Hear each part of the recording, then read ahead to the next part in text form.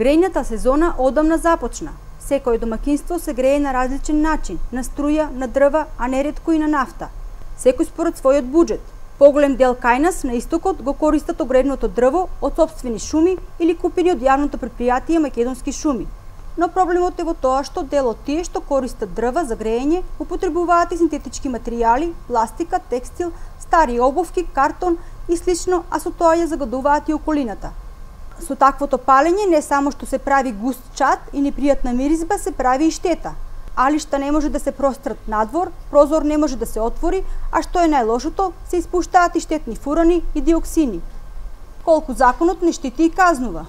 Граѓаните се должни најмалку еднаш, а пожелно и 2 пати во годината, на почетокот на грејната сезона, октомври месец, или на крајот на грејната сезона, јуни месец, мај и јуни, кај нас рече грејната сезона е 7 па дури 8 месеци, да извршат чистење на оџаците.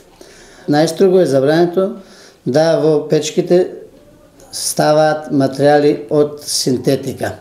Тоа се пластични шишиња, полиетилен, терефталат, пет амбалажа, било каква пластика, текстилни производи, односно отпадоци при индустријски отпад од конфекциите, бидејќи при нивното согорување се создаваат диоксини, така наречени, органски соединенија и фурани кои не се распаѓаат, односно тие се распаѓаат на температура над 1200 степени, тие се потешки од воздухот, немаа боја, немаа мирис. Од таа гледна точка се препорачува граѓаните тоа да не го прават и казните се големи, до 300 евра во денеска противвредност, ако се затече некој да се огорува синтетички материјали во домашни или во индустријски услови.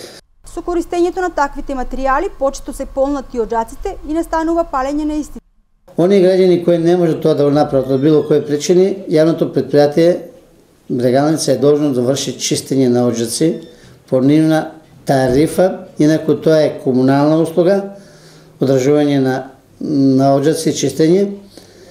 Може да се обрати во Брегалница и да изврши чистење или пак некои други лица кои тоа умеат да го работат. Оџаците, покрај тоа што треба да бидат чисти, треба да бидат изведени на висина повисоко од највисоката точка на самиот објект на покривот. Воспротивно, настануваат недоразбирање меѓу соседите, чадење на фасади. Понекогаш ние граѓаните забораваме дека закон постои, дека казнува и забораваме дека штетиме на другите.